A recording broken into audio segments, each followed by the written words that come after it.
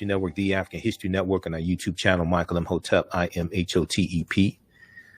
So welcome to the African History Network show. It is Sunday, October 10th, 2021, and we are live. Hope everybody's doing well. So a lot of people are talking about Dave Chappelle and his comedy special that's on Netflix, The Closer. It debuted on Tuesday, October 5th. The Closer. And it a lot of people are raving about it being funny. And you have some people who are complaining about remarks that they're saying are transphobic, etc., and are derogatory to the LGBT community, etc. So you have some people, some LGBTQ organizations calling for the special to be pulled from Netflix, like the national. You have some like GLAAD and other organizations also, like the National Black Justice Coalition, are calling for the special to be pulled from the Netflix streaming service. Now, we talked about this on Roland Martin Unfiltered on Friday.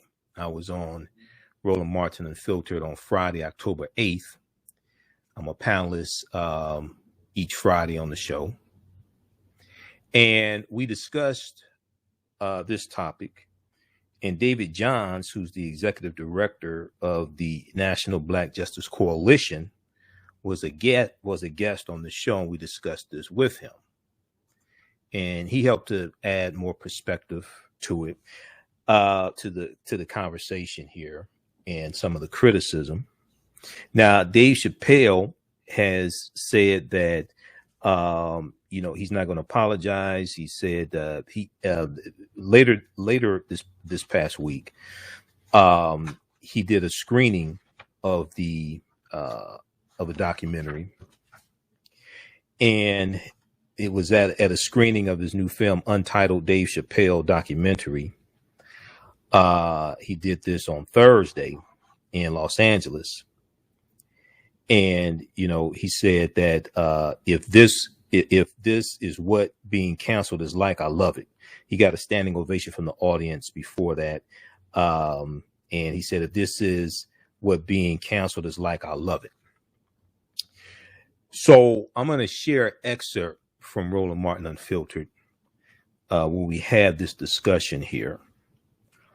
And the perspective that I was talking about. Now, one of the things that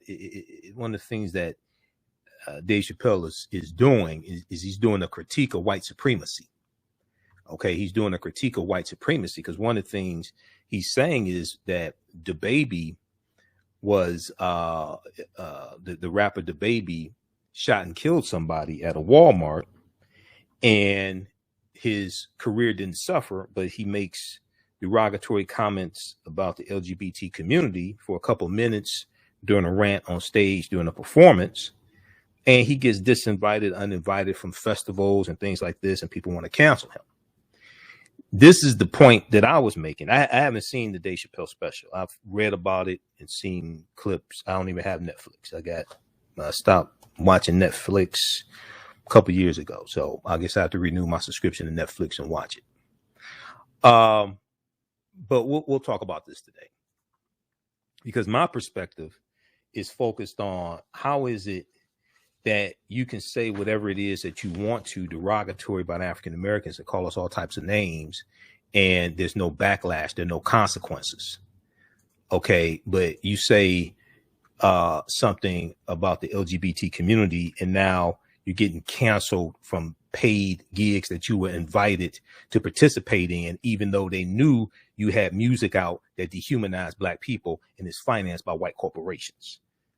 This is the issue that I have. And also, David Johns said that he appreciates Dave Chappelle's critique of white supremacy, because this is what Dave Chappelle was doing, was a critique of white supremacy. Okay, so we'll talk about that also. We'll talk about that today. And then Henrietta Lacks is back in the news also. We talked about this earlier this week because I'm on 6 days a week here on 9 10 a.m. Superstation WFDF. Henrietta Lacks is back in the news. And on October 4th, 2021, the family of Henrietta Lacks and also one of their attorneys, Attorney Benjamin Crump, filed a lawsuit against a biotech company for using Henrietta Lacks sales without the permission of her family. All right. So we're going to talk about that as well, because corporations have made billions of dollars over the decades off of Henrietta Lacks sales, and her family has never been compensated. Okay, her family has never been compensated. So we'll discuss that also. And then early in the week, we also talked about this story dealing with a African-American children's author named Jerry Craft. And Jerry Craft is a award-winning, acclaimed African-American children's author. And he was invited to speak at a school in Texas to do a virtual presentation to the school children in Texas. And you had some you had some parents who objected to the content of the book, of the two books. One book is called New Kid. The other book is called Class Act. Okay. And we had one parent who created a petition, a white female parent who created a petition to cancel the presentation. So now his book has been pulled from the Texas School Library, the library of this elementary school, Roosevelt Alexander Elementary School. His book has been pulled from the library for review, and his appearance to speak to the children has been postponed. We're going to talk about this because the parent, especially the white parent, is saying that his book is teaching critical race theory, even though it's not. They're saying Bonnie Anderson is her name, crazy woman. She sounds crazy. She may not actually be crazy, but she sure as hell sounds crazy. We'll let you hear her. And she's saying basically his book is promoting critical race theory, but it's not. So we'll discuss that. Now, Attorney Fred Gray, you've heard me talk about Attorney Fred Gray before. Attorney Fred Gray is a legendary civil rights attorney, and he was the attorney who filed the lawsuit of Browder versus Gale, February 1st, 1956. That in this lawsuit is what ends the Montgomery Bus Boycott. And he also is the attorney who filed the lawsuit on behalf of the survivors and their family of the Tuskegee Experiment of untreated syphilis in the Negro male. Well, he grew up in Montgomery, Alabama. The street he grew up on in Montgomery, Alabama is called Jeff Davis Avenue. Jeff Davis Avenue. I'll give you one guess who Jeff Davis Avenue is named after. Jeff Davis Avenue is named after Jefferson Davis, the president of the Confederacy, one of the biggest traitors in the history of this country, who was a white supremacist slave owner who committed treason against the Union and took up arms against the Union to maintain slavery. This is who the street that Attorney Fred Gray grew up on. This is who that street is named after. Jeff Davis Avenue, named after Jefferson Davis. Well, this past week, City Council in Montgomery, Alabama announced that they were renaming the street after Attorney Fred Gray. We talked about this on Roland Martin Unfiltered. We'll discuss that also. All right, so on the African History Network show, we focus on educating, empowering, and inspiring people of African descent throughout the diaspora and around the world. because right now it's corrects wrong behavior. What you do for yourself, what you do to yourself, and what you allow other people to do to you and get away with is based upon what you think about yourself. What you think about yourself is based upon what you have been taught about yourself. What you've been taught about yourself is based upon everything you've read, heard, and seen about yourself. So when you control the radius of a man or woman's thoughts, you control the circumference of his or her actions, because the mind can't do or teach what it doesn't know. Now, we deal with a number of different topics here on the African History Network show. We deal with current events in history and politics, education, economic empowerment, entrepreneurship, relationships, love, sex, health issues, and much, much more. Sign up for our email newsletter. Text the word Kemet, Kemet, to 22828. To sign up for our email newsletter, text the word Kemet, Kemet, to 22828. To sign up for our email newsletter. Also visit our website, AfricanHistoryNetwork.com, AfricanHistoryNetwork.com. Sign up for our email newsletter there as well. You can still register for the 10-week online course that I teach on Saturdays, from the Civil War to the Civil Rights Movement and Black Power, 1865 to 1968. The Civil War to the Civil Rights Movement and Black Power, 1865 to 1968. We deal with history after, we deal with some history of what led to the Civil War taking place, starting with the Louisiana Purchase of 1803. And then we deal with the Civil War, Reconstruction, 1865 to 1877. We deal with the Jim Crow era, World War I, World War II. We look at the Great Migration, 1915 to 1970. And we look at this history, especially what happened to us after slavery ended. What were the laws and policies put in place to put us in the predicament that we're in today? Understand where we go from here, but we also look at our successes as well. Land acquisition and how land was stolen from us, businesses that we build, etc. Okay, so you can visit our website, AfricanHistoryNetwork.com, AfricanHistoryNetwork.com. That's from the Civil War to the Civil Rights Movement of Black Power, 1865 to 1968. Okay, calling number is 313-778-7600. 313-778-7600 is the call-in number. If you have a question or comment, you listen to the African History Network show right here on 910 a.m. Superstation WFDF on Michael Imhotep. We'll be back in a few minutes. Black on Purpose Television Network. Yes, Black on Purpose Television Network. All black, all positive, all the time. The largest black-owned streaming television network in the world, bringing our people together worldwide. Controlling our messages, our stories, our way. Black TV the way it should be. Black music, Black history, and more. 30-plus channels, thousands of shows. Black on Purpose Television Network. Subscribe now. We all know the cannabis industry is headed toward an uprise in the past decade. What happens when there is a brand that brings this uprise in a blow? The cannabis industry welcomes her uprise. Hustle her hemp. Delivering excellence with pride is her watchword, and how you choose to embrace it makes it a priority. From cultivating rich cannabis into exquisite and tastefully finished CBD products to delivery, Hustle Her Hemp leaves no stone unturned. Hustle Her Hemp's mission is to empower women of color by building business and creating legacies, uniting beauty, health, and business. We are a pure definition of how we want the CBD industry to become in the future. While we are redefining innovation, we bring the same energy to improving the quality of life. Hustle Her Hemp is the new uprise.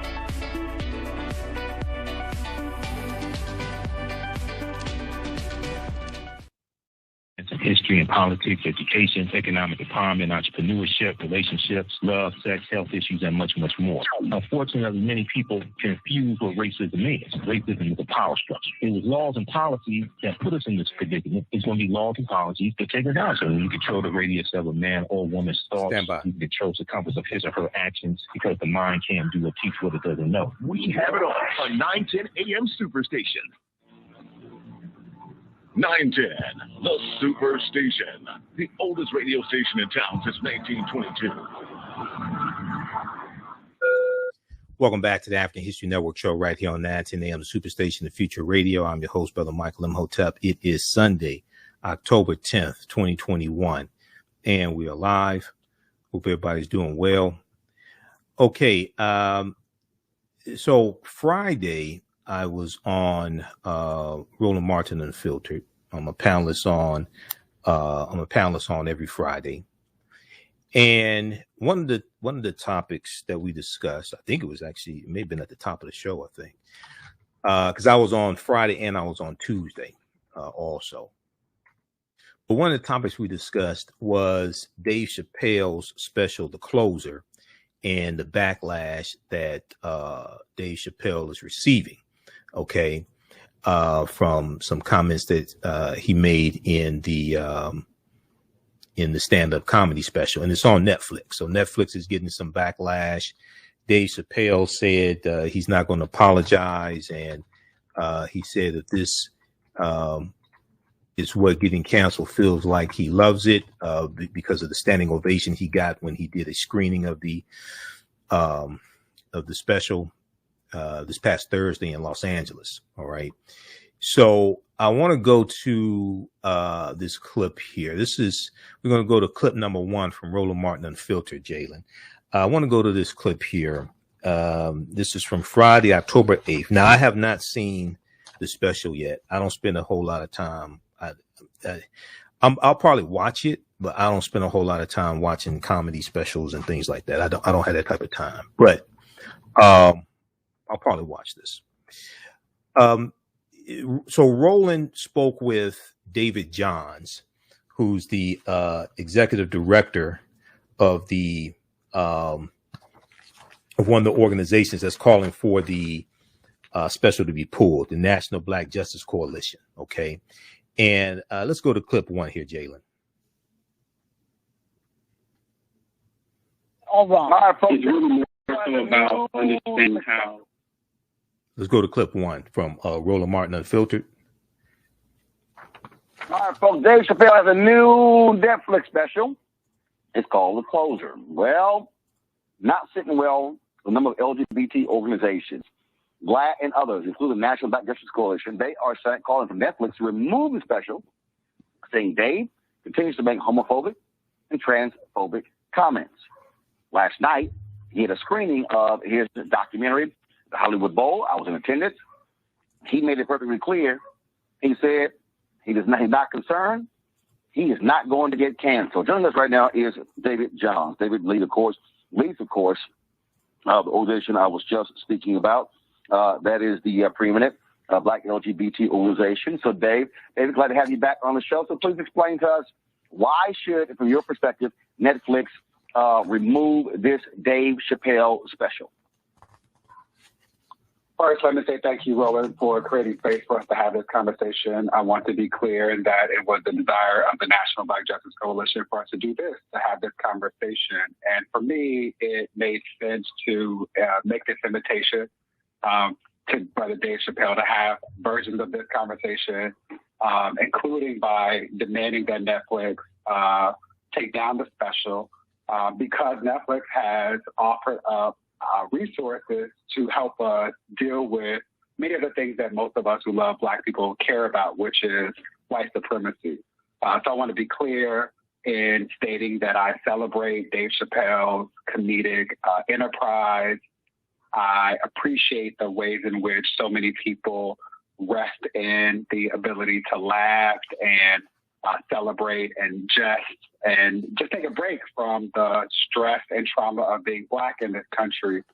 And I continue to be astounded by what feels like a lazy attempt at this craft by someone who has demonstrated the ability to be a genius, and forgetting that there are some of us who are also Black and LGBTQIA+. And so, again, all of this to say that I'm very well aware of Mr. Chappelle's comments about resting in the privilege that allows him to feel no regard for the implications of his comedy. And as someone who leads an organization that cares greatly about the overlooked and neglected needs of Black, queer, trans, and non-binary people, I'd like us all to do a little bit better. So how do you respond to folks who say, look, these are comedians. They talk about everybody. They talk about black people. They talk about gay people. They talk about trans people. They talk about women. They talk about politicians. Yeah. They talk about everybody. Many comedians say that's what comedians do. You're not going to a keynote speech. You're going to a comedy show. Right.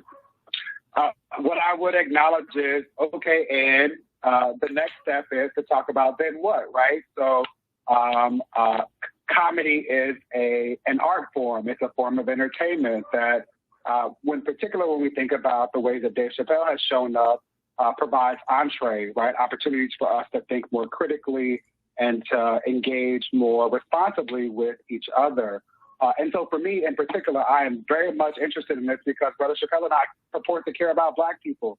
And in particular, when the comedy could lead to black people, in particular black people who are women, who are trans, queer, non-binary, who do not have the privilege to say, I don't care what people are saying about me because they're millionaires and have deals with Netflix, right? When we're talking about everyday people who don't have those privileges, I remain concerned about the implications of the joke or the art form.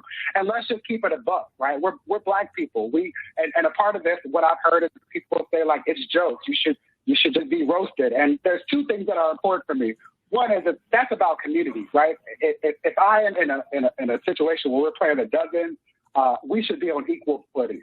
The ability for Dave Chappelle to make jokes about women and black trans folks, which are a race where we assume that all queer, trans, and non-binary folks are white, diminishes the ability for people to actually engage in a conversation or to punch back or to otherwise respond. And ultimately, what I'm continuing to try and remind people is that I care about black folks who are ignored and who are erased. It is the black lesbians who are being in Chelsea because of white supremacy and then made to be victims because their accusers highlight the ways in which their blackness overcomes the discrimination they experience as a result of their sexual identity or gender orientation. I remain concerned about black trans students who are being in schools where people laugh at them and say that.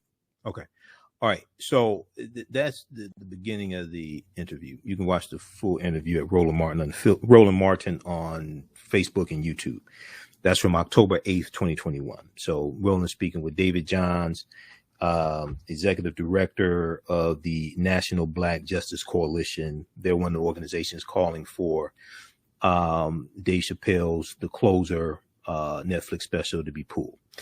Okay, so they talk for a while, and then Roland goes to his panel. I'm on the panel. Let's go to clip 2, Jalen. And see, my perspective is a little different because I noticed that you can say whatever you want to dehumanizing about African Americans, and it's basically no problem. Okay, let's go to clip 2, Jalen. Or how it might impact other people who do not have access to the privilege that you have been afforded to have access to, and just simply do and be and say. And again, what's challenging for me is knowing that the reality is that so many of us, not all of us, I don't want to speak for all of us, but so many of us do not have that privilege. We are on track to have this year be the deadliest year with regard to the murders of black trans women. And often, NBJC issues statements, much like the statement we issued around Dave Chappelle, around the murders of black trans women, that doesn't get a modicum of the traction or energy that this has received. And so my hope is that while Mr. Chappelle continues to do whatever he will do because he's privileged enough to do that we will continue to have these conversations. And that as a community of people who purport to care about black people, that we will do better. Not only with regard to our language and with regard to how we have conversations with one another, but how we protect and support one another in more meaningful and measurable ways.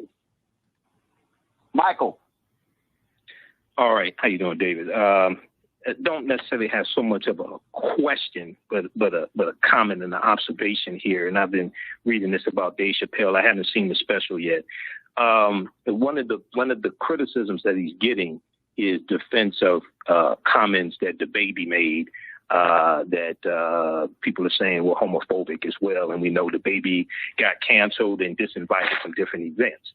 And the concern that I have is that when African Americans are dehumanized, whether it's in music, whether it's in specials called the N-word, B's, and things like this, the outrage doesn't take place to talk about removing that artwork that dehumanizes African Americans. But and very quickly here, so DaBaby got disinvited from different events and festivals for making homophobic remarks on stage that was not part of a song. It wasn't recorded, anything like that. But he got invited to the festivals after making songs that dehumanize Black people. And people are largely silent on that. Okay, so that's the conflict that I have. Okay, so you know, that's my perspective on this. Okay, no, I appreciate that, and I appreciate that. Your thoughts on that? Yeah, I appreciate that. And for me, the problem with the joke and the presentation of this conversation via this big platform is that it affirms this lie that all Black people are cis, heterosexual, and think and operate in the same way, and all queer people are white. And that is a lie. Right. And so if we step back from that, the thing that I find frustrating is that most people are now engaging in this conversation without regard for the fact that, as Dave Chappelle referenced, DaBaby shot somebody in Walmart and then rapped about it in the song where he told his child, I would do it again. That is a problem. We talk so much about violence in the Black community. I want to offer a footnote. There are so many people who have been introduced to MBJC for the first time. Welcome to what we do. We're not new to this. We engage in similar conversations when we're talking about Tony McDade, the Black trans man who was murdered the same week that George Floyd was murdered by the Tallahassee Police Department. We show up and talk about and support Jasmine Koenig, a founder of this organization who has been in this space before, to talk about Ed Buck, a perpetrator of violence, systemic violence against Black, queer, and same-gender-loving men in particular. We show up and talk about this with regard to Nigel Shelby and Black students who are bullied and suspended. We agree in the space of wanting to ensure that all Black people can be free. For me, it's important to highlight for folks that don't have access to the information, who will never read a book about intersectionality, who don't know anything about Kimberly Crenshaw's groundbreaking essay, Mapping the Intersections, to appreciate that as long as there have been Black people, there have been Black, queer, trans, and non-binary people. We have always been beautifully diverse. The issue with the special, and I encourage you to watch it, which is vexing for me in this space where I'm like, we should be continuing to talk about this, but it also talk about this. It could simply say this: we agree. We're only having this conversation because Dave Chappelle says in the special, I care about Black people. We are not able to achieve that. We are the victims of it. And that is the thing that I care most about. I also want to be clear that this is not about, to the extent that we can't cancel Dave Chappelle. Roland has made this apparently clear. He's been on Instagram with all of his friends. This is about us as Black folks. Mapping the intersection, to appreciate that as long as there have been Black people, there have been Black, queer, trans, and non-binary people. We have always been beautifully diverse. The issue with the special, and I encourage you to watch it, which is vexing for me in this space where I'm like, we should be continuing to talk about this, but it also we talk about this. It could simply say this: we agree. We're only having this conversation because Dave Chappelle says in the special, I care about Black people, and my issue is white supremacy. What is missed so often, particularly with regard to Mr. Chappelle's comedy, is that intersectionality is a thing. And there are Black, queer, trans, and non-binary, non-conforming people, and it is us, not white people. It is not white queer people. He talks about LGBTQ people as if they are white, and talks about the movement that they are winning. It is them, white folks, who win, not us. When these jokes happen without this critical conversation, it is Black, queer, trans, and non-binary people who are victims of the kind of violence that he jokes about, who get beaten up because their Adam's apple is too large, or because their hands are too big, or because they do not show up in the ways that white people and the things that we all hold to this level of being the things that we should all do. When we are not able to achieve that, we are the victims of it. And that is the thing that I care most about. I also want to be clear that this is not about, to the extent that we can't cancel Dave Chappelle. Roland has made this apparently clear. He's been on Instagram with all of his friends. This is about us as Black folks who purport to care about Black folks doing better. Okay, pause it right there, Jalen. All right, thank you. Okay, so that was from Roland Martin Unfiltered, Friday, October 8th. It's a longer segment. We did like 25 minutes. You can watch the full segment. I'll actually post it here.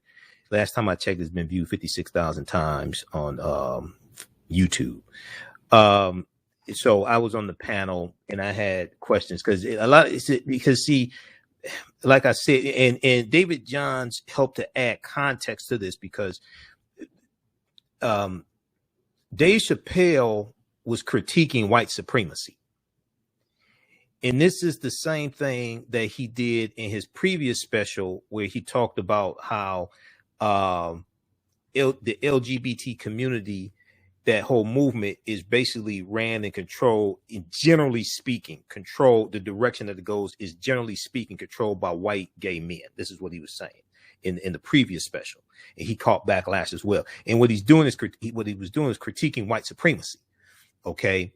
So my thing is like, wait a second. How is it that DaBaby can put out music that all you have to do is go to azlyrics.com, go to azlyrics.com and just search for DaBaby, DaBaby, which is a grown man calling himself DaBaby. I don't even understand that, but it's, but anyway, just read his lyrics, but it's not just him. It's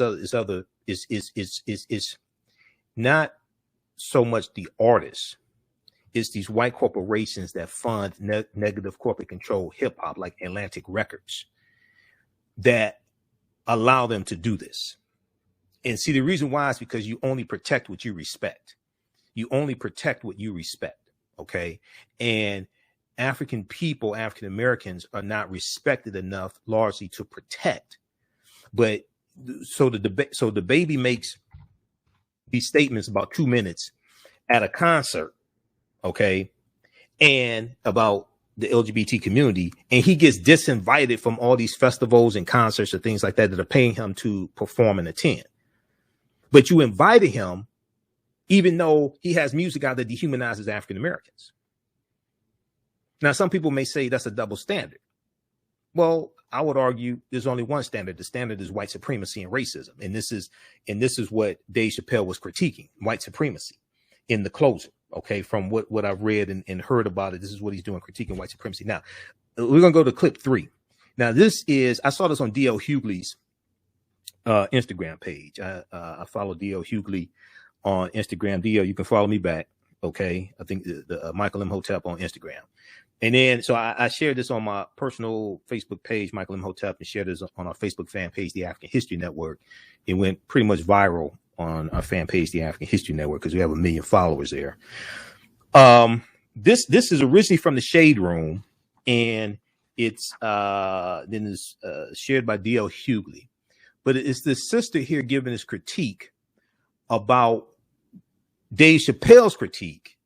And Dave Chappelle, in the closer, when he's talking about DaBaby, Dave Chappelle is calling out white supremacy. Okay. And this sister's name, because I want to give this sister credit here. This sister is let's look at this. This is, let me pull this up here. Hold on, get this sister's name here. This is Myla Bratt, MylaBratt.com, MILA, Myla Bratt. Let's go to clip 3, Jalen. Black people. Now, y'all know I had to do some research because what we're not about to do is let some Black organizations that we've never heard of and never seen in the Black community come out and try to tear down one of the only Black celebrities who's had the courage to speak on the bias and the catering to that the LGBTQ community receives from the media.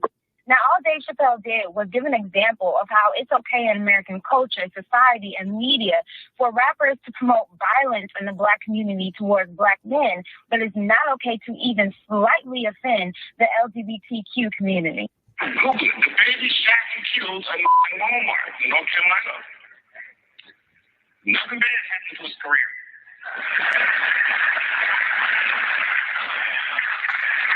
Do you see where I'm going with this?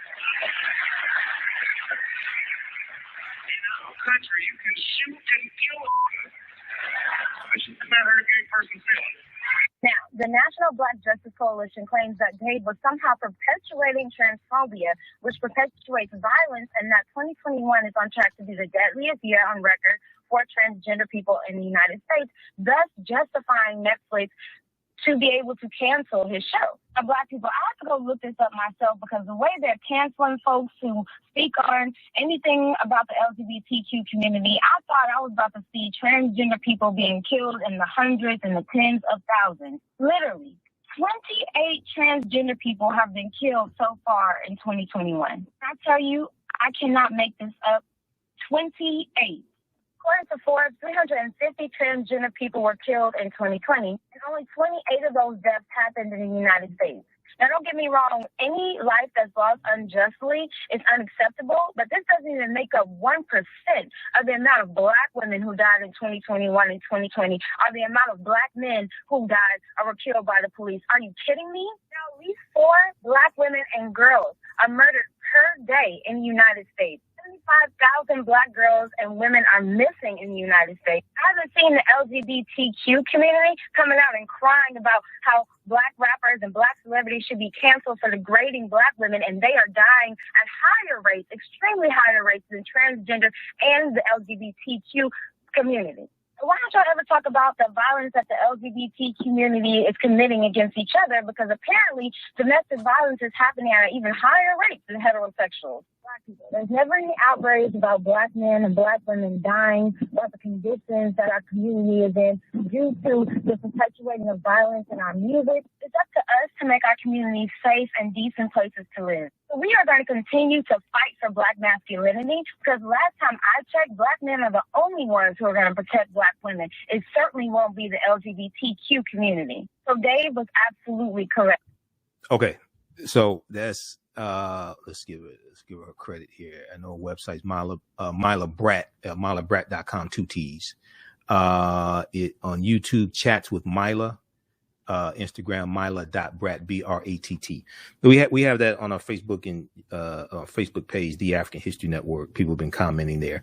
So now David Johns added context because he talked about the work that they do, that the organization does in the community in standing up for Black trans people, Black LGBTQ when they're killed and things like this. And they don't, and like I say, they largely don't get coverage in the media. Okay. Mainstream media, they largely don't get coverage when they're killed. The National Black Justice Coalition. Okay. So, David Johns helped to add context to the work that they do when, Black LGBTQ people are killed. Okay. So, but yeah, this is, I wrote an article. I've been studying media for 30 years. People know me that know this. One of my first lecture series was called The Media's Deliberate Destruction of the African-American Family. And I wrote an article probably about 2016. I saw a video. It was a TED Talk of this white pastor. He was like a kind of a younger pastor, and he listens to hip hop some. And I think his name was, White Mike or something. It was a pastor, and I think his name was Mike. But he did a TED Talk, which talked about negative corporate controlled hip hop, and he talked about how you can make a hip hop song about killing African Americans, but you cannot make a hip hop song about killing dogs. He talked about how dogs are more protected than Black people are than African Americans. Because if you make a song about killing dogs, if it actually gets put on a CD, it gets green lighted by the suits and the corporations, PETA is coming out after you. The animal rights groups are coming out after you. But you can say you can say whatever you want to about African Americans, call them all types of H's and B's and thoughts, degrade them, dehumanize them, talk about killing them, things like this. It's like you're gonna win a Grammy, maybe 2 Grammys. Okay, so you only protect what you respect, and you don't invest in what you detest. You only protect what you respect. So the standard, some people say it's a double standard. I argue the standard is white supremacy and racism, and this is what it is that we're fighting. And if you do not understand European white supremacy and racism, what it is and how it works, everything else that you think that you understand will totally confuse you. This is why we have to engage in economic guerrilla warfare and targeted sustained economic boycotts of corporations that put out negative corporate controlled hip hop entertainment companies. We should be divesting. We should be putting their names out, divesting from them, because they know better than to put out music that degrades and dehumanizes other people. This is why I said before, this is why I came out so strongly against WAP by Cardi B and Megan Thee Stallion. But 90% of my criticism was against Atlantic Records, because that's the white corporation that financed the music and the music video. They know what they're doing, because they would never have a white female artist put out music like that that's so sexually explicit and things like that and put out a video. They know better, but they let Negroes do like this because that's how they think of us. And then the bass line of the song repeated about 79 times, there's some whores in this house. Well, everybody in the video except Kylie Jenner is of African descent. At some point, something should kick in up here and say, wait a second, hold on. How's it? Why do they project these images of us and then give us an American Music Award and a BET Award and all this award for dehumanizing music like this financed by white corporations? Now, I want to look here at this article for the sake of accuracy here. They talked about the baby and gun charges. So this article here from Charlotte Observer. Rapper DaBaby's gun charge dismissed in connection with fatal North Carolina Walmart shooting. This is from March 9th, 2020. Prosecutors have dismissed their case against Charlotte rapper DaBaby in connection with a fatal shooting in a Huntersville Walmart. A spokeswoman for the Mecklenburg County District Attorney's Office confirmed to the Charlotte Observer on Saturday. Keep in mind, this article is from March 2020. Police said 19-year-old Jalen Craig was shot and killed November 5th, November 5th had to be the previous year, 2019, during a fight in the store on Brighton Town Center Drive. Huntersville police tweeted on November 5th, 2018, just to clarify, a training exercise was happening with the North Mecklenburg SWAT and negotiations team at Lake Norman Charter School when a shooting occurred up the street at Walmart in Huntersville. The two incidents are unrelated.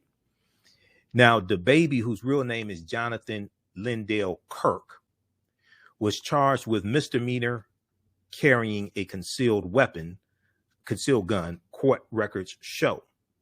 On Thursday, back in March 2020, prosecutors made a motion in court to continue the case against DaBaby, Jonathan Lindell Kirk, because a key civilian witness was unavailable. Prosecutors made a motion in court to continue the case against Kirk because a key civilian witness was unavailable, DA's office spokeswoman Megan McDonald said in Saturday's email to the Charlotte Observer. Mecklenburg County District Court Judge Matt Osman denied the motion. According to McDonald, it was not immediately known Saturday why Osman denied the motion. Quote, without that witness, the state could not proceed, and as a result, dismissed the charge. Without the witness, the state could not proceed, and as a result, dismissed the charge. In an obscenity-laced video on YouTube, rapper DaBaby said he was in the store shopping with his 1- and 5-year-olds and their mother, quote, when somebody pulled a gun and tried to take my life, end quote, the Charlotte Observer previously reported. He said his daughter could have been hit, son could have been hit. His lawyers telling me not to say nothing, but 2 people walk down on you and your whole family threatening y'all, whip out a gun and y'all let me see what y'all going to do. Okay, so you can read the rest of this here, but there's some background information on, since it was brought up in the stand-up, in the closer stand-up special on Netflix from Dave Chappelle. That's some background information on that. We just posted that link here on the thread of our broadcast also. We're coming up here on a break in a few minutes. You listen to the African History Network show right here on 910 AM Superstation Future Radio. Calling numbers 313-778-7600, 313-778-7600 is the call-in number if you have a question or comment. All right. Also, if you like this type of information, you can support the African History Network, $ the AHN show through Cash App, $ the AHN show through Cash App, and then also through PayPal, paypal.me/the AHN show, paypal.me/the AHN show.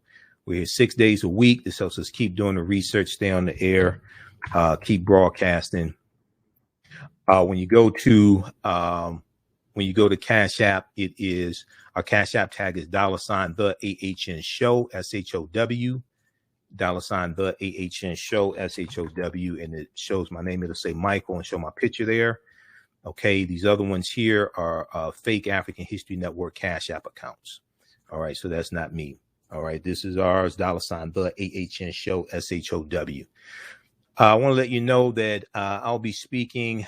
I'll be at the Hartford Memorial Baptist Church 2020 Social Justice Conference coming up on it's Friday, October 15th through Sunday, October 17th.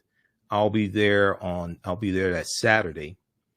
I'll be speaking on Saturday, and their keynote speaker this year is Minnesota Attorney General Keith Ellison. Okay, Minnesota Attorney General Keith Ellison, who led the prosecutorial team in the conviction of Derek Chauvin for the murder of George Floyd. Okay, so I'll be doing a workshop there. My workshop is 10 a.m. on Saturday morning, 10 a.m. classroom 306. Tickets are $25 to the full conference. Okay, and they're going to have a number of workshops. I usually speak there each year. Sister Mary Grant invites me to do a workshop. I'll have a vendor table there also. The website is hmbcdetroit.org. hmbcdetroit.org is their website. They have information there, how to purchase tickets. I think you can purchase tickets at the door also. We'll have more information as well. But be sure to come to my workshop.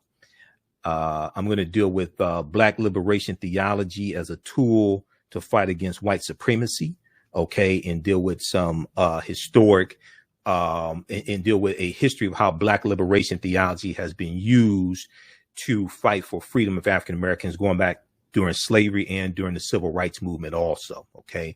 But visit their website, is Hartford Memorial Baptist Church in Detroit, hmbcdetroit.org. We'll put a link to this also on our website, AfricanHistoryNetwork.com.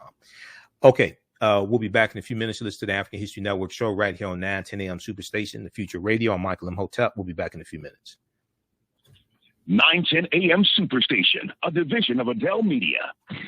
I'm Brother Michael Imhotep. In the African History Network show, we deal with current events in history and politics, education, economic empowerment, entrepreneurship, relationships, love, sex, health issues, and much, much more. Unfortunately, many people confuse what racism is. Racism is a power structure. It was laws and policies that put us in this predicament. It's going to be laws and policies that take us out. So you control the radius of a man or woman's thoughts. You control the compass of his or her actions because the mind can't do or teach what it doesn't know. We have it all on 910 AM Superstation. The views and opinions expressed on any program are those of the producers and or the persons appearing on the program and do not necessarily reflect the views and opinions of 910 AM Superstation or Adele Media. Welcome back to the African History Network show right here on 910 AM Superstation, the Future Radio. I'm your host, Brother Michael Imhotep. It is Sunday, October 10th, 2021, and we are live. Calling numbers 313-778-7600, 313-778-7600 is the call-in number if you have a question or comment. So right before the break, we were talking about Dave Chappelle Then also, I talked a little bit about the 10-week online course that I teach on Saturdays, from the Civil War to the Civil Rights Movement and Black Power, 1865 to 1968. In a minute here, we're going to talk about this story out of Texas. We discussed this earlier in the week on my show. Texas school district pulls book by acclaimed Black author Jerry Craft. Texas school district pulls books by acclaimed Black author amid critical race theory claims. Author Jerry Craft said he remains committed to helping kids become the kind of readers that I never was, letting kids see themselves on my pages. And he's the author of books, New Kid and Class Act. Children love his books. Apparently, some white parents at this school, in the school district, are not too fond of his books. We'll talk about that here in just a minute. Okay, let's go to the phone lines quickly. Let's go to line 1. Let's see who we have here. We have Larry, line 1. Larry, welcome to the African History Network show. Thanks for holding. Tell us where you're calling from. From Detroit. From Detroit. Michael, one of the things that we have to understand is that this whole Hollywood entertainment industry is plagued with these individuals who have to lend themselves to the mindset as part of their oath, as part of their, if you're going to make $20 million or become a top-notch actor or entertainer, there are certain things that you are required to do. A little while ago, they were doing a series and a document on the subject. The name of the subject was "It Is a Damn Shame," and that featured individuals who we know as actors and or entertainers in every field of the arts that are involved in homosexuality. And that these are people that we know, but we have not been able to go into that. And that is something now that David Chappelle, this round 2 for David Chappelle. The first time he did that, they wanted him to put on a dress. Right. If you notice, there are many actors and or entertainers who have put on dresses. Mm-hmm. But that is a part of the ritual. That is part of what is expected of them if they're going to remain at the top of the arts.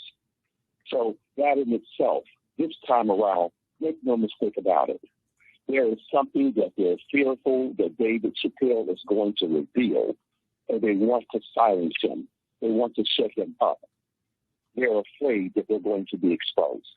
Okay. Thank you, sir, for taking my call. All right. Thanks for calling. Let's go to 100. Call line 2. Welcome to the African History Network show. Tell us where you're calling from. Yeah, I'm calling from Martinez in the Bay Area, Outer Bay. Okay, you call. Are you on a speakerphone or a Bluetooth? Because your voice is muffled. It's hard to understand. Okay, you hear noise? You hear noises? Not okay. Not really. No, not really. I'm not on the speakerphone. Can you hear me now? Okay, that sounds a little clearer. You can? That sounds a little clearer. Go ahead. Okay. Yeah, I'm sitting by my laptop. That's one thing. I got all kinds of stuff going. I'll try to muffle it some. No, I just wanted to say I appreciate your commentary. Oh, thanks. And as far as to what's going on now, I say, as far as to them wanting to take books off the shelf and education, I came to the conclusion, I say, I process things different, and my response to some issues might be different. But I came to the conclusion, for the most part, that, I don't like, I'm straight to the point in a lot of ways. These satanic powers above, those down there. You have these people down there. It just seems like, just took a push of a button and, it's just open season for stupidity, okay? Mm-hmm. There's no way that Mr. Kraft's books should be took off the shelf. And then at the same time, like you said, as far as to, what do they call this? Critical race theory. Actually, that's some type of concoction that they came up with critical race theory. Because when you think about it, it's like, wow, you know, because in the first place, what they're trying to do is cut everything in the middle of history. And as the younger people grow into learning what they want them to learn, they'll never really understand what American history truly is. Right. You know, and it's just ridiculous that they're doing these things. I saw this coming again, you know, but I said, now I'm not going to be surprised if it comes again. I said at the same time, I know that this is a different era leading into something different. And really, the stuff really haven't started, so people need to get their bags packed. And I said, get their bags packed, know what they need to do. I'll hush up for a minute. Okay. All right. Thanks for calling. Keep it listening. Thanks for calling. Okay. We're going to switch gears. I want to go to this next story here. We're going to go to clip 4 in just a second. Jalen, Caddy ISD pulls books, cancels author's visit after parents petition claiming subject matter teaches critical race theory. So I saw this story earlier in the week. First article I saw about this was from rawstory.com, and then I did some research on this topic here for a story early in the week. We dealt with this on Tuesday, Wednesday or Tuesday, something. I don't know. All my days running together. I don't know.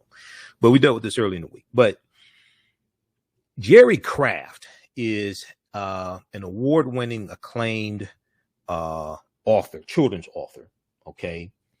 And he has 2 books that children really read and they use in schools called New Kid and Class Act. New Kid and Class Act. Okay. Now, this deals with Texas. The Caddy Independent School District, Caddy ISD, Caddy Independent School District, said they have temporarily removed books by an award-winning children's author from their library shelves after an outcry from parents claiming the subject matter promotes critical race theory. Maybe they want to correct it, and it was largely white parents complaining. Okay. Well, it wasn't all white parents. The petition got 500 signatures. There was a petition on change.org. The petition has since been taken down because it violated policies from change.org. Now, Jerry Craft is the writer and illustrator of New Kid and Class Act, the sequel. The sequel to New Kid is called Class Act. He is the winner of the 2020 Newbery Medal, the Coretta Scott King Author Award, Dr. King's widow, Coretta Scott King Author Award, and the Kirkus Prize, KIRKUS.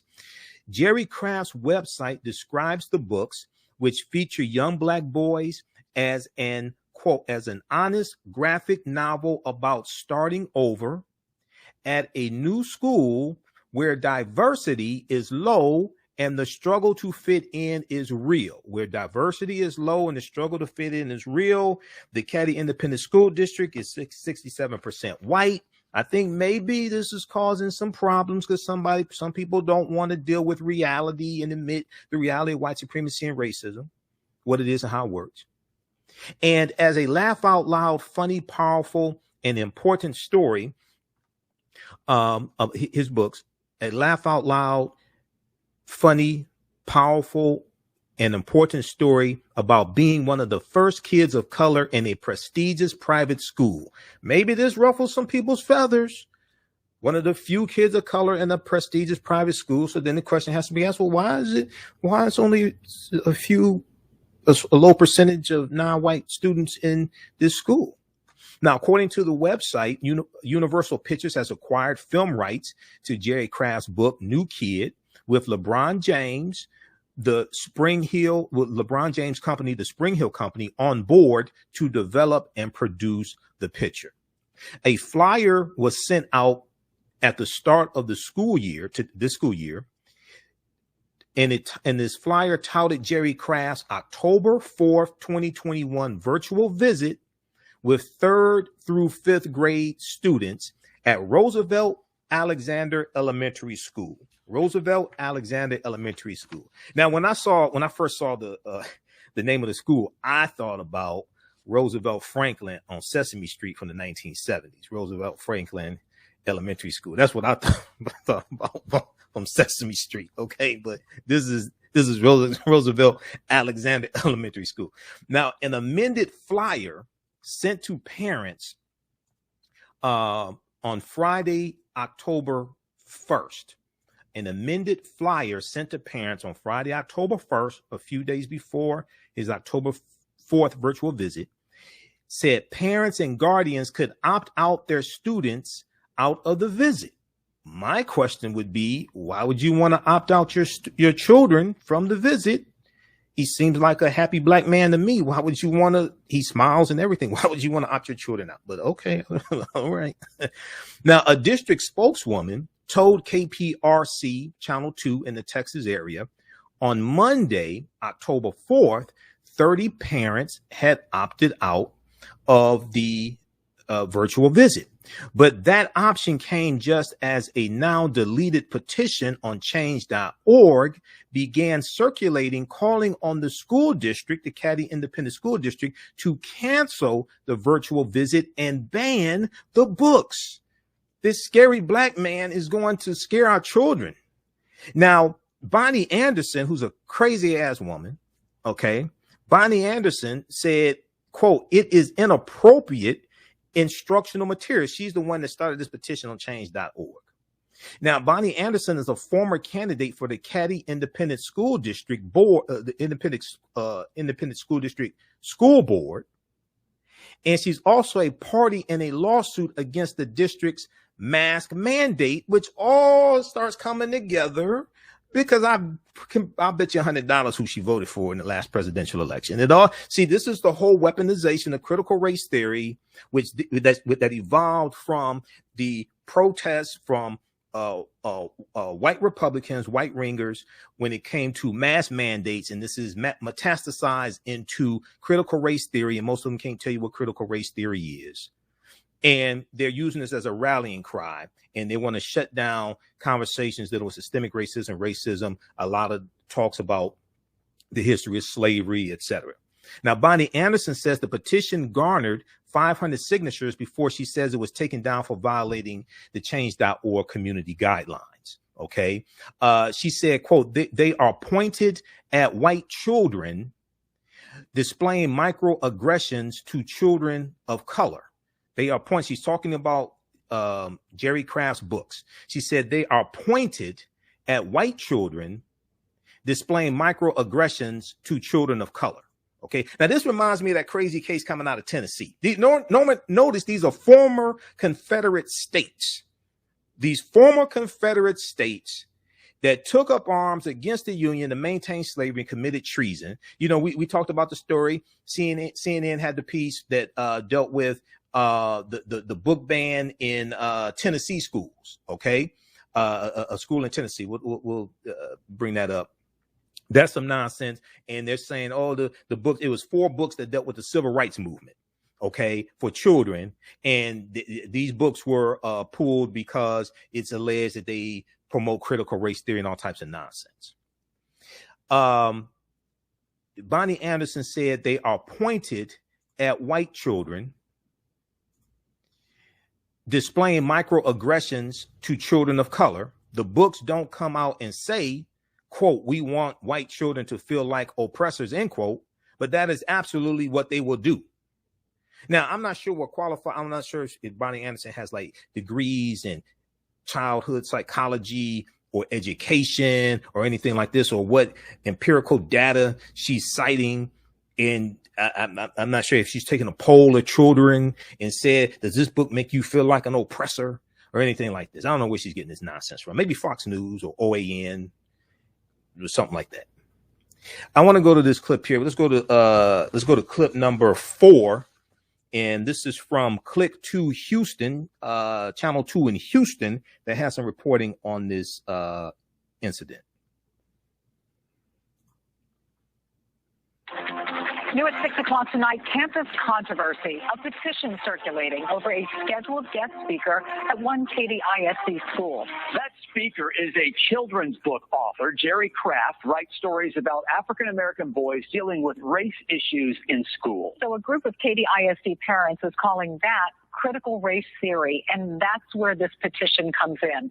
KPRC2 Sion Rhodes live at Alexander Elementary School. Sion, the district is hitting the pause button on that author's virtual talk with students, at least for now, we understand. That's right, Dominique, and it goes even further than that virtual visit being postponed today. I just learned that those books have now been removed from the district's library while KDISD reviews them. A flyer sent to parents of Roosevelt Alexander Elementary School students touted the October 4th virtual visit of award-winning children's author Jerry Kraft. According to his website, Kraft's books New Kid and Class Act tell the stories of young black boys who experienced culture shock at a private school with little diversity. They were pretty excited about it. Mary Sanchez says her kids were looking forward to the visit and already fans of the books. He loved it. He thought it was really funny. It is inappropriate instructional material. Bonnie Anderson had a different reaction. They are pointed at white children displaying microaggressions to children of color.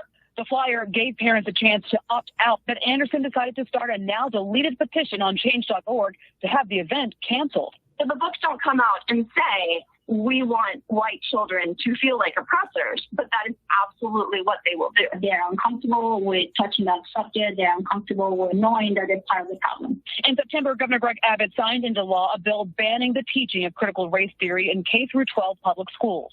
A teacher may not teach that an individual, by virtue of individual's race or sex, is inherently racist, sexist, or oppressive. The critical race theory is definitely not about teaching white kids that they're inherently racist. Scholars say critics have it all wrong. It's really more so about understanding how institutional racism is instituted in society. Jerry Kraft did not respond to requests for comment, but in a tweet replying to parents asking why the visit was postponed and his books potentially banned, he wrote, "Apparently I'm teaching critical race theory." Now, in a statement to KPRC2, KDIC said they did receive a formal complaint to review Kraft's books last week, and they added to that statement saying that per KDISD policy, instructional day activities are put on hold until that review occurs. The author has been invited to present outside of the instructional day, and the district is now working on that. They also say that the books will be reviewed in the next 15 days. So we'll give you an update when we find out what happens after they review these books by this scary black man. You know, when you have parents say, oh, it's going to make white children feel like oppressors, what are you basing this upon? Are you basing this upon you feeling guilty? Like, what are you basing this upon? What evidence are you citing? So read this article here from Click 2 Houston and also one from NBC News. Okay. And if we look at this one here from Click 2 Houston, also, they did some good reporting on this. They cite one college professor, Darius Benton, who said that the scholars are saying that the critics have critical race theory wrong. And Darius Benton is saying that these people have critical race theory wrong. Okay. He said critical race theory is definitely not about teaching white kids they are inherently racist. It's really more so about understanding how institutional racism is instituted in society, organizations, and government. And this is a conversation a lot of people don't want to have, because when African Americans understand how these laws and policies are used to oppress many of us, then they'll vote these people out of office, like these Republicans that are passing these oppressive laws. They'll vote them out of office. So a lot of people are trying to keep this in the bag. They don't want this information to get out, okay? Because they know there'll be consequences and repercussions. We'll continue this on the other side of the break, and we'll talk about Henrietta Lacks as well, this huge lawsuit filed against Thermo Fisher Scientific about using Henrietta Lacks cells without the permission of the family, allegedly. Listen to the African History Network show right here on 910 AM Superstation, WFDF. I'm Michael Imhotep. We'll be back in a few minutes. History and politics, education, economic empowerment, entrepreneurship, relationships, love, sex, health issues, and much, much more. Unfortunately, many people confuse what racism is. Racism is a power structure. It was laws and policies that put us in this predicament. It's going to be laws and policies that take us out. So when you control the radius of a man or woman's thoughts, you control the compass of his or her actions, because the mind can't do what what it doesn't know. We have it all on 910 AM Superstation. 910, the Superstation, Detroit's only African-American talk radio. Welcome back to the African History Network show right here on 910 AM Superstation, WFDF. Okay, right before the break, we were talking about this story out of Texas where acclaimed African-American children's author Jerry Craft was his virtual presentation he was going to give to 3rd through 5th graders at an elementary school there in the Texas area has been postponed. Roosevelt Alexander Elementary School has been postponed. When the white parents started a petition to cancel his virtual visit and pull his books from the school library, etc. Okay, so read this article here from NBC News. Texas school district pulls books by acclaimed Black author amid critical race theory claims. Okay, so it's I can't tell you what critical race theory is, but they're just scared to death. But anyway, this is an example of how Americans are very ignorant of history and why America must have a massive history lesson. Okay. I'll be speaking Saturday, October 16th at the Social Justice Conference 2021 for Hartford Memorial Baptist Church here in Detroit. My workshop is 10 a.m. The conference is $25. Keynote speaker this year for the conference is Minnesota State Attorney General Keith Ellison. Keith Ellison led the prosecution of Derek Chauvin, who murdered George Floyd. Visit their website. Visit the website for Hartford Memorial Baptist Church. They have information there. HMBCDetroit.org. Hartford Memorial Baptist Church. HMBCDetroit.org. For more information, you can purchase tickets. There'll be workshops. Mine is at 10 a.m. I'll be dealing with a history of Black Liberation Theology used as a tool to fight against white supremacy. So this is going to be good. Okay. And there's a luncheon as well with Keith Ellison. He's going to be the keynote speaker. They have the whole schedule there. We'll talk about this some more on tomorrow's show. All right. I want to get into this next topic here. So Henrietta Lacks is back in the news. And on October 4th, 2021, which was Monday, it was the 70th anniversary of the passing of Henrietta Lacks, who passed away October 4th, 1951 from cervical cancer. Okay.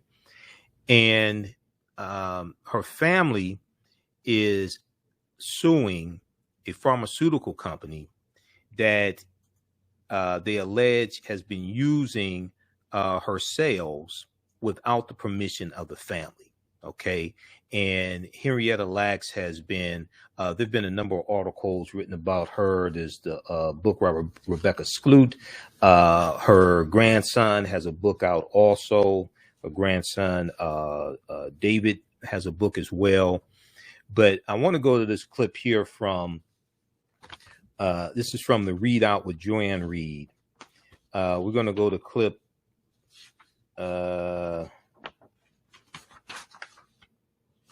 I think it's clip 7. Did I send you clip 7?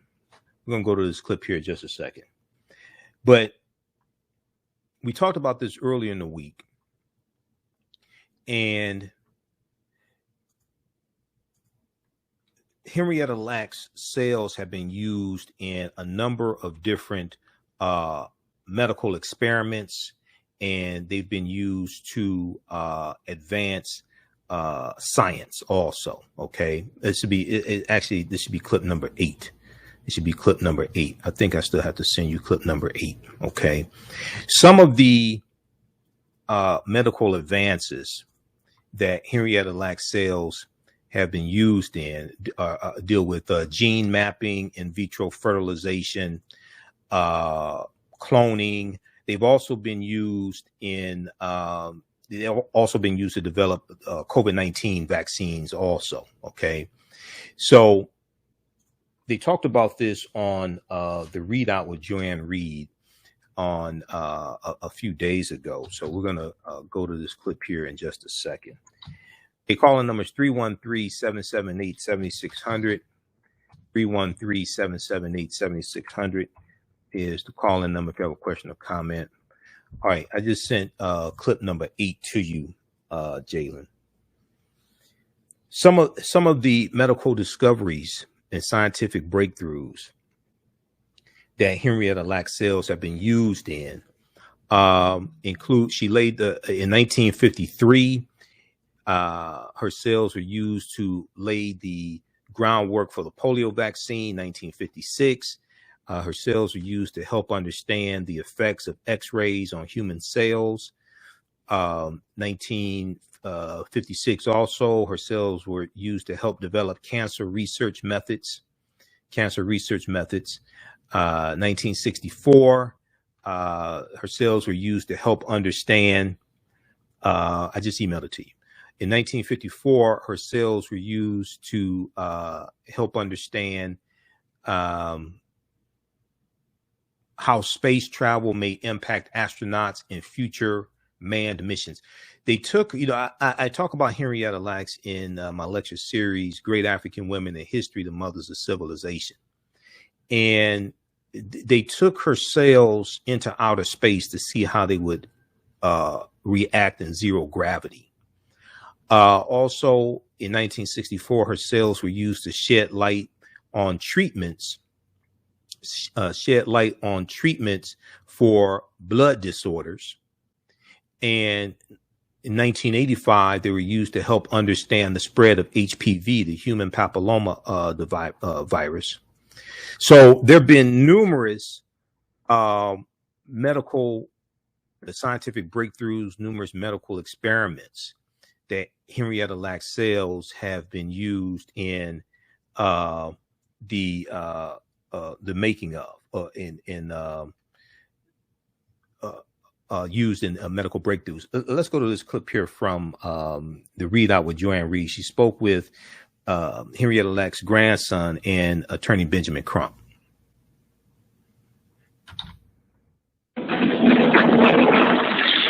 I want to tell you about Henrietta Lacks, or Henny, as her family called her.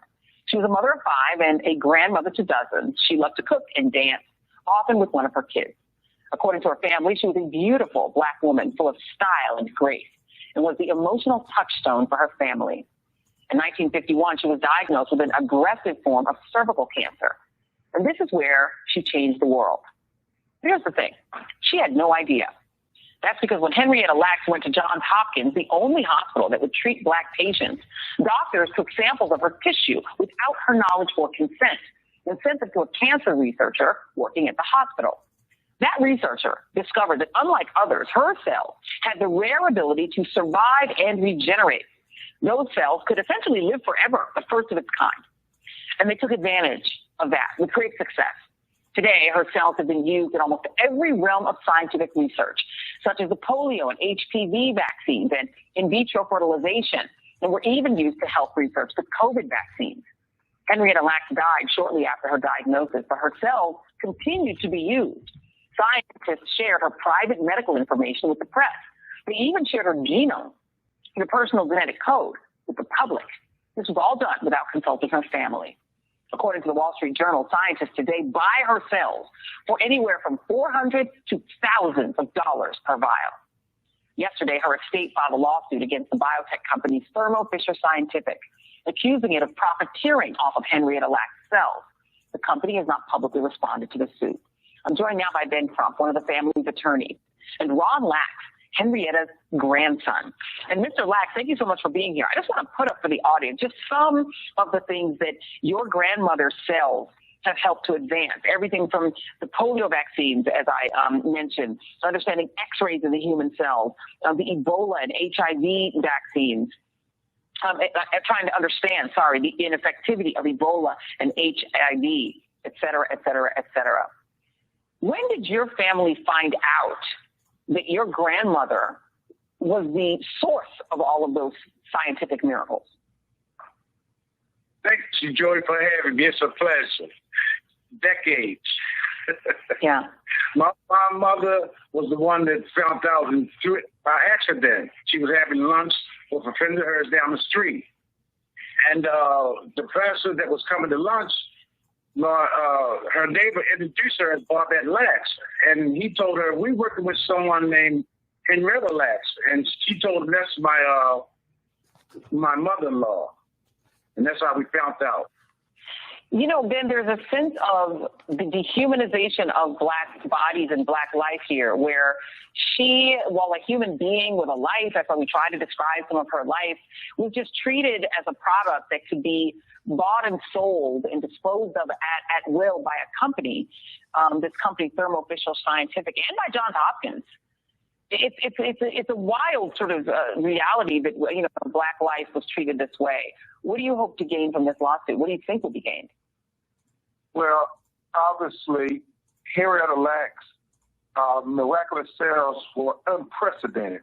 So we know that this would be a precedent-setting lawsuit, not just for simple justice, not just for social justice, but for genetic justice, Joy Reid, justice that will flow from generation to generation. And when you think about Henrietta Lacks being treated in this just inhumane manner, as if she was a lab rat, which was very common at the time when they did medical experimentation. What it was tantamount to was medical racism.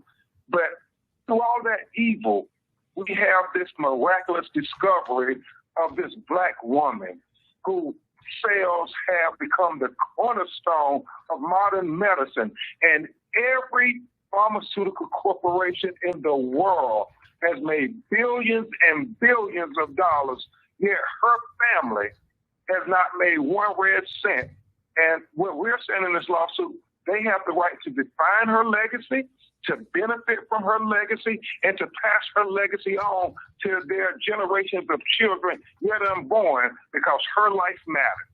You know, there's a feeling almost like this is sort of another way that slavery operated, right, Mr. Lacks, that, you know, that your grandmother, while human, was just seen as, you know, Ben Crump said, as a product that could just be bought and sold, and that her family was owed nothing. It's shocking to me that Johns Hopkins, was there any communication at the time with your grandmother to say to her, you know, you have miraculous cells or something miraculous about you. Would you be interested in any way in joining? I mean, I don't know. I know Black people weren't even treated in most hospitals. Did her doctors communicate with her at all? What they were doing? Not at all. Matter of fact, my grandfather told the story of so many doctors coming into her room was strange to them, period. You know, that she was getting so much attention. A Black person didn't get that much attention back then. So they knew something was wrong then, but never explained why. It's shocking. So just for those who are watching, this is the HeLa cell. They literally named it after her. So they were like hiding in plain sight. It's called the HeLa, which stands for Henrietta Lacks. So the lawsuit then is asking the court to order Thermo Fisher Scientific to disgorge the full amount of its net profits obtained by commercializing the HeLa cells. Do you have any idea sort of what those profits have been over the years in total? But we don't know, but we know Thermo Fisher alone, this distributor of the cells, reported a profit of $33 billion last year. And that's not to say what Merck Pharmaceutical, Pfizer, Johnson & Johnson, I mean, it's billions upon billions. And that's when you think about George Floyd this past year and how the corporations all made these pledges to social justice. Well, a lot of them were pharmaceutical companies as well.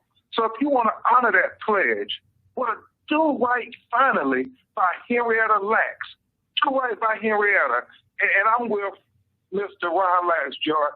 You are the perfect person to talk about this because you've always been an outspoken advocate for Black women to get their recognition, because so often they're disrespected, and never has that been more abundantly clear than with Henrietta Lacks. Thank you. Her name. Amen. Say her name. They didn't have the same site. They changed the name to Helen Lawson and Helen Lanes. They tried it. They tried it. And then you wonder why Black people don't trust the medical establishment and why we have to beg and plead with people to get vaccinated. They don't trust the system. These are the reasons that people don't trust it, y'all. There is a real reason people don't have trust. Ben Crump, thank you so much for doing what you do. Ron Lacks. Show your book. Show your book. Absolutely. Show your book. There you go. The Untold Story right there. All right. Henrietta Lacks, The Untold Story. Definitely. Y'all pick that up. Ben Crump and Ron Lacks, thank you both very much. Okay.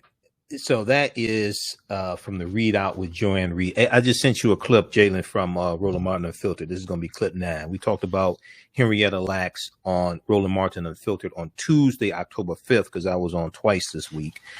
And they wanted me on the show Monday, but I was too busy Monday. Roland's producer contacted me and asked could I come on Monday. I said I can't do Monday, but I can do Tuesday. So that's from Roland Martin Unfiltered. That's from the Readout with Joanne Reed, MSNBC. And that clip is from that was this past week. Let's see here. That's at MSNBC.com. That's from October 5th. That's from Tuesday, October 5th. Do Right by Henrietta Lacks, family attorney, a Black woman whose sales are commercialized by pharmaceutical company. Now, if we look here at this article from, we'll post a link here from the Readout. Okay, so you can watch this full clip in its entirety. We'll go to clip 9 from Roland Martin Unfiltered because we talked about Henrietta Lacks there as well. We'll go to that in just a second, Jalen.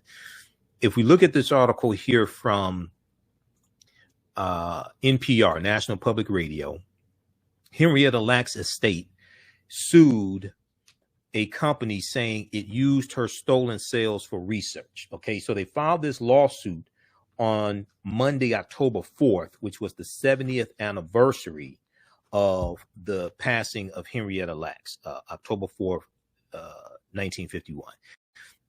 So they held a press conference announcing this lawsuit. So here's a picture of the press conference. Now, tissue taken from the woman's tumor before she died of cervical cancer became the first human cells to be successfully cloned. The first human cells to be successfully cloned, reproduced indefinitely ever since. Okay, because her cells were reproduced every 24 to 48 hours. HeLa cells, which is what they were called to hide the name of where they came from, the first 2 letters of a first and last name, HeLa cells have become a cornerstone of modern medicine, enabling countless scientific and medical innovations, including the development of the polio vaccine, genetic mapping, and even COVID-19 vaccines. There was an interview that Ben Crump did with members of Henrietta Lacks' family. They did this on CBS News because that was the first interview I saw about this. And we covered this story earlier in the week. And in that interview on CBS, Ben Crump said that the statute of limitations for a lot of these other innovations and other usages of Henrietta Lacks cells, the statute of limitations has run out. But the COVID-19 vaccine is newer. And we know they started the mRNA technology that the COVID-19 vaccine is based upon is about 5 to 6 years old. Okay, because they've already been working, because coronaviruses are not new. SARS is a coronavirus. MERS is a coronavirus. So they were already doing experiments trying to find a vaccine to deal with a number of coronaviruses and get ahead and prepare for whatever the next coronavirus is going to be, because coronaviruses are not new at all. So he's saying the usage of her cells for coronavirus is newer and the statute of limitations has not run out on that. Okay. There's an article from CBSnews.com that has the interview in it. Okay. We'll post that article here as well. What is that? Henrietta Lacks' family sues biotech company over sales, says it chose to use her body for profit. Okay. This is a article from CBSnews.com. The interview that Benjamin Crump did with members of the family of Henrietta Lacks and CBS is in this article, and that's where he talks about the statute of limitations. Okay, so you can read this one also. We'll pull this up. Henrietta Lacks family sues biotech company over sales, says it chose to use her body for profit.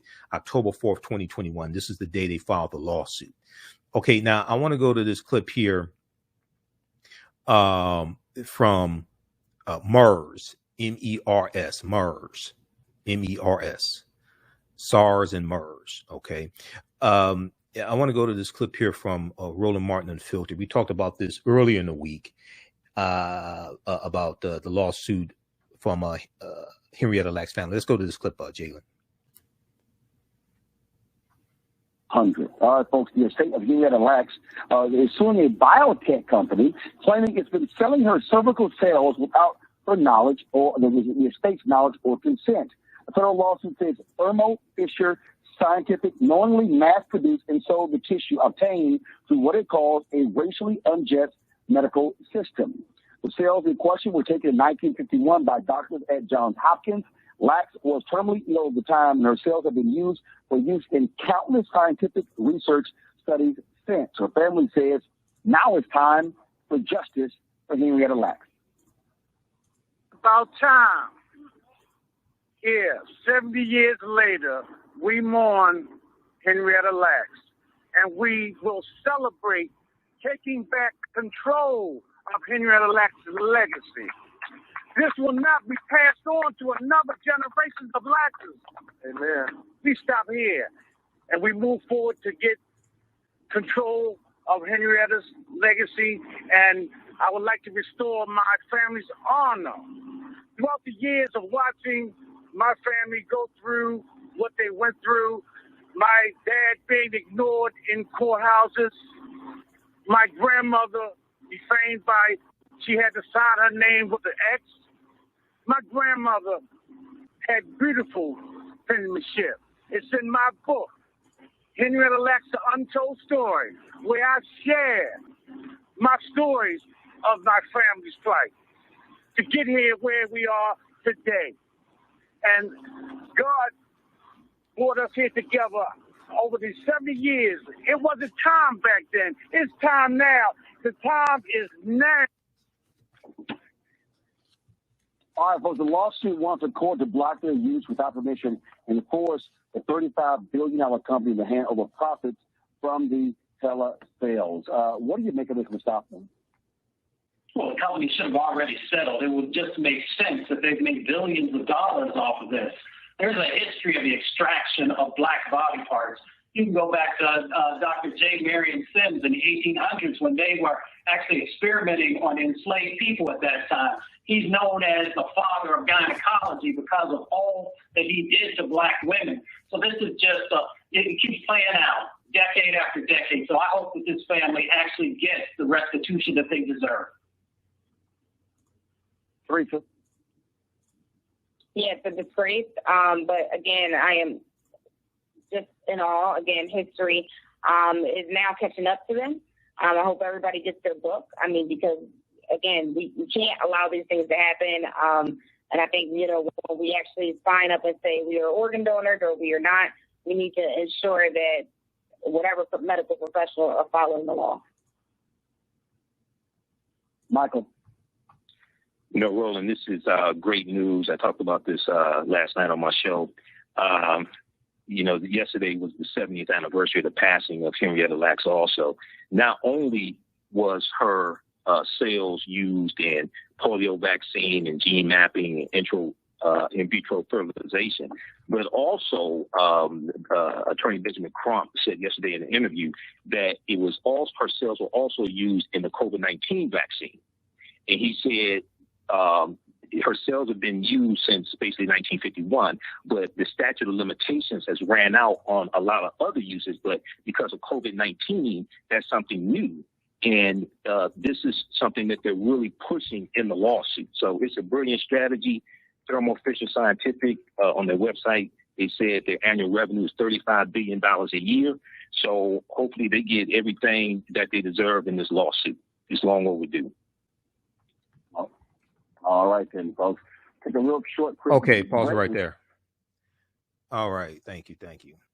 Okay, thanks, Jalen. Okay. So, yeah, on their website, Thermo Fisher Scientific says their annual revenue is $35 billion. Now, in the interview there with Joy Reid, attorney Benjamin Crump said their profit reported last year was $33 billion. So I don't know if the profit's actually $33 billion, but on their website, they say their revenue is $35 billion. So if they made a profit of $35 billion and their revenue was, if they made a profit of $33 billion, their revenue was $35 billion. That's wow.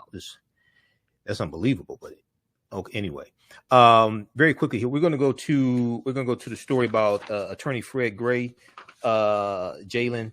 So that is clip number, I don't know, what is that, 7? Hold on, that's attorney Fred Gray, clip 7 from Roland Martin Unfiltered. We'll go to that in just a second here. Also, Wall Street Journal reported about Henrietta Lacks this week. This article from this headline from the Wall Street Journal, Joy Reid talked about this. Henrietta Lacks, the name of this article is Henrietta Lacks and her remarkable sales will finally see some payback. Actually, this article is from August 1st, 2020. Wall Street Journal. Henrietta Lacks and her remarkable sales will finally see some payback. In the article, the Wall Street Journal talks about how scientists today buy HeLa cells, Henrietta Lacks cells, HeLa cells, and cells with modifications from anywhere from $400 to thousands of dollars per vial. Okay, these are her sales. Scientists today buy HeLa cells and cells with modifications for anywhere from $400 to thousands of dollars per vial. All right, now I want to go to this last story here. So, attorney Fred Gray, legendary civil rights attorney. Attorney Fred Gray was the attorney who filed the lawsuit of Browder versus Gale, February 1st, 1956. And this is the lawsuit that actually ended the Montgomery Bus Boycott. Okay, the Montgomery Bus Boycott didn't end because they put the bus company out of business or something, like some people think. No, that's not what happened.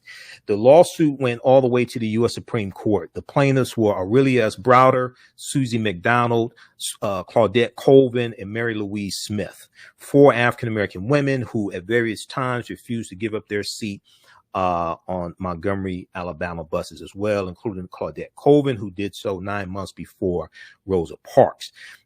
So attorney Fred Gray filed that lawsuit. Attorney Fred Gray also sued the federal government on behalf of the survivors of the Tuskegee Experiment of untreated syphilis in a Negro male and their family, okay, and got reparations for them. That's attorney Fred Gray, a legendary civil rights attorney.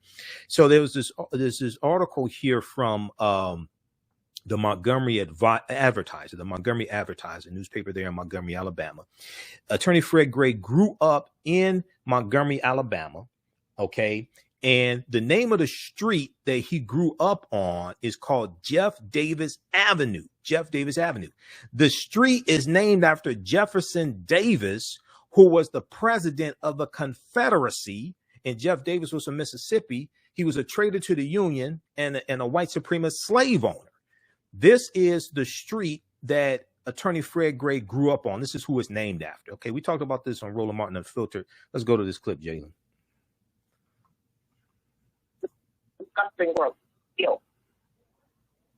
Speaking of shenanigans in Alabama, the Montgomery City Council decision to change a street name from a Confederate president to the honoring a civil rights icon, Dr. Reverend Fred Gray, come with a healthy fine. First of all, attorney Fred Gray. The city council voted to rename the street from Jeff Davis Avenue to Fred D. Gray Avenue. Well, the unanimous vote could prompt a $25,000 fine as a result of 2017 Alabama state law that says cities or counties could not make any changes to Confederate monuments without state approval. Mayor Stephen Reed said donors have already offered to pay the penalty on behalf of the city. Fred Gray, of course, is 90 years old. He served as the attorney for Dr. King of Rosa Parks. Exclusive interview I did with him is available, y'all. I don't know why we're using photos of him. We got the B-roll. I did a whole 1-hour interview with him. So if y'all go to Black Star Network, why y'all using photos of Fred Gray when I talk to the man? Lord have mercy. Anyway,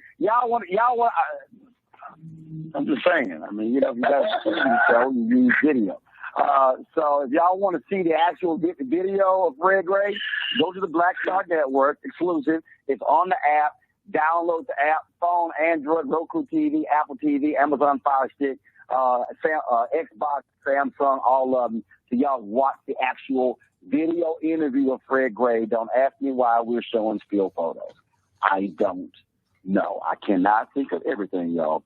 All right. That shows you right there how these people in Alabama are so stupid. Republicans love talking about local control, but they really didn't want the people to have local control, Michael, over their own city. That's how racists roll. Well, keep in mind, Alabama was one of those former Confederate states that took up arms against the Union to maintain slavery and committed treason based upon Article 3, Section 3 of the U.S. Constitution. So, I mean, this is Alabama. I mean, you look at the 1901 Alabama State Constitution, they changed the state constitution to institute poll taxes and literacy tests to suppress the African-American vote. So, they should go ahead and pay the fine. Fred Gray, fantastic man. He filed a lawsuit of Browder versus Gale, February 1st, 1956, that ended the Montgomery Bus Boycott, because that case went all the way to the U.S. Supreme Court, and that's what ended the Montgomery Bus Boycott December 20th, 1956. So, absolutely, he deserves it. Kelly? Okay, pause right there. All right, thanks. Okay, pause right there, Jalen. Now, also in Alabama, we talked about this on Friday's show. Also in Alabama, these two stories are connected. Alabama, I mentioned the Alabama State Constitution, 1901, that was written to codify white supremacy. And this is something we deal with in my 10-week online course, From the Civil War to the Civil Rights Movement and Black Power, 1865 to 1968. This article here from the New York Times, this is from September 19th, 2021, updated October 7th, 2021. Alabama begins removing racist language from its constitution. Many outdated provisions long since been invalidated, but the language that was specifically intended to enshrine white supremacy has remained. And in the first paragraph, they talk about the Alabama State Constitution in 1901. And it says the last time Alabama politicians rewrote their state constitution back in 1901, their aspirations were explicitly racist. Quote, to establish white supremacy in this state, quote unquote. This is exactly what they said. And, Mississippi set the plan called the Mississippi Plan. It set the template for what to do. The Mississippi State Constitution of 1890 instituted poll taxes and literacy tests. South Carolina is going to do the same thing in 1895 with their state constitution. Then you have Louisiana in 1898. You have Alabama 1901. And this is after Reconstruction ends. And you have this effort of these former Confederate states to take back control of all aspects of life, political structure, state legislatures. They start segregating schools and segregating streetcars and trains, et cetera. And then the U.S. Supreme Court is going to rule that this is legal in the 1896 Plessy versus Ferguson U.S. Supreme Court case also. Visit our website, AfricanHistoryNetwork.com, AfricanHistoryNetwork.com. You can register for the 2 online courses I teach on Saturday, From the Civil War to the Civil Rights Movement and Black Power, 1865 to 1968. And it's 12 noon to 2 p.m. Saturday. Sunday, it's 12 noon to 2 p.m. Ancient Kemet, the Moors, and the Maafa, Understanding the Transatlantic Slave Trade, what they didn't teach you in school. We do the sessions live. All the sessions are archived. You can go back and watch them over and over again. Both classes are on sale right now. As soon as you register, you can watch the classes we just did this weekend. We have to get out of here. I'll see you at Hartford Memorial Baptist Church, Saturday, October 16th. Right now, it's correct wrong behavior. It's not over till we win. Wakanda forever. We'll talk to you tomorrow. Peace. All right, everybody. That's the end of the show. How's everybody doing? We're only on for 2 hours on Sundays, on 9-10 a.m. Superstation WFDF. Monday through Friday, we're on 11 p.m. to midnight. Okay. Visit our website, AfricanHistoryNetwork.com. All my DVD lectures are there, digital downloads. You can register for the online courses that I teach. This helps support the African History Network. We'll post a link here to register. These are all some of my presentations. We have this 15 DVD bundle pack of my lectures also. That's on sale, $100. The Michael Imhotep Black History Month bundle pack. Those lectures are good anytime. Let me post a link here. We had a great class today. We had a great class this weekend of from the Civil War to the Civil Rights Movement. And one of the things we talked about was we dealt with the end of World War, the end of the Civil War. We dealt with Reconstruction era. That's the main thing we talked about, the Reconstruction era. We're about to get in next class. We're going to get into the 1876 presidential election, Rutherford B. Hayes versus Samuel J. Tilden, which leads to the Compromise of 1877, which ends Reconstruction and rolls back the advancements African Americans were making also. In this class here, understanding the transatlantic slave trade, what they didn't teach you in school. This class just started up. Okay, we just had class number 2 this weekend. So as soon as you register, you can start watching the content. The classes are archived. We do them live. They're archived. It's not like a Zoom meeting like you have for work where you can see everybody there and you see little kids running around in the background or something like that. No, you can see me. I can't see you, so you don't have to worry. Okay, and also, if you like this type of information, you can support the African History Network, $ the AHN Show through Cash App, $ the AHN Show through Cash App, and also through PayPal, paypal.me/the AHN Show. This helps us keep doing the research, keep broadcasting 6 days a week, stay on the air, pay some of the bills, etc. So we definitely appreciate that also. And this is our official Cash App account, $ the AHN Show through Cash App.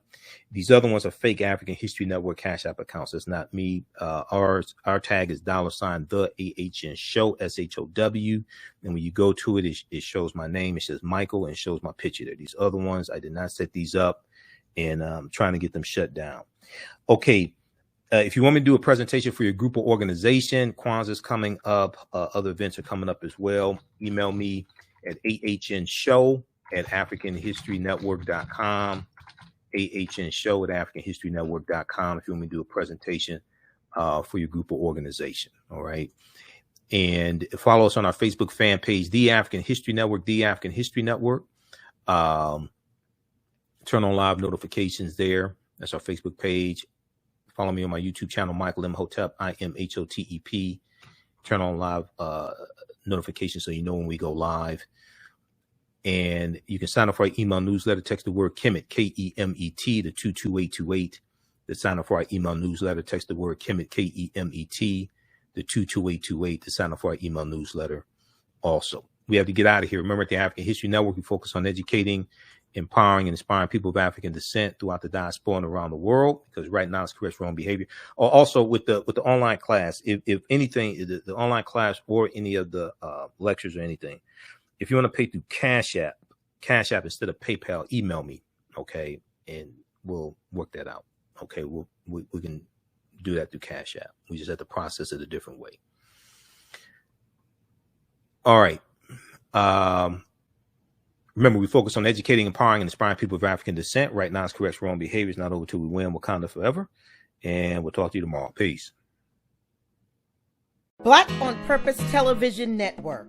Yes, Black on Purpose Television Network. All black, all positive, all the time. The largest black-owned streaming television network in the world. Bringing our people together worldwide. Controlling our messages, our stories, our way. Black TV the way it should be. Black music, Black history, and more. 30+ channels, thousands of shows. Black on Purpose Television Network. Subscribe now. Gain knowledge in minutes from insightful summaries of progressive and socially conscious books. Blacklisted gives you access to curated content that'll satisfy your curiosity